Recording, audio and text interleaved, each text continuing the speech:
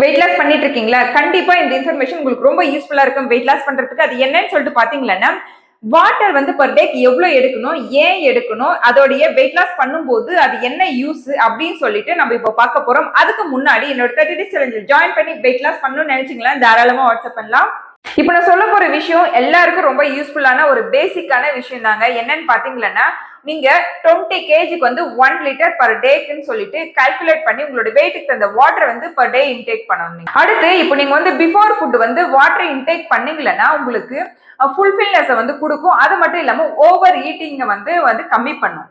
இப்போ before food வந்து நீங்க வாட்டர் வந்து இன்டேக் பண்ணீங்களன்னா உங்களுக்கு ஈஸியா டைஜஷன் ஆகும். இந்த மாதிரி வந்து டைஜஷன் ப்ராப்ளம் எதுவுமே இருக்காது. அடுத்து இயர்லி மார்னிங் போல நீங்க வந்து வாட்டர் ஒரு 1/2 லிட்டர் போல எடுத்தீங்கன்னா உங்களோட இன்னர் ஆர்கன்ஸ் எல்லாமே கிளீன் பண்ணிட்டு ஆக்டிவா வந்து நீங்க இருக்கிறதுக்கு ரொம்பவே ஹெல்ப் பண்ணுங்க. இப்போ பிஃபோர் வந்து தூங்குறதுக்கு முன்னாடி தண்ணி எடுத்தீங்கன்னா உங்க பாடியை நைட் ஃபுல்லா வந்து ஹைட்ரேட்டா வச்சுக்கோங்க. இப்போ நீங்க எக்ஸசைஸ் பண்ணும்போது கொஞ்சம் வாட்டர் இன்டேக் பண்ணீங்கன்னா உங்களுக்கு எனர்ஜி லெவலும் நல்லா இருக்கும்.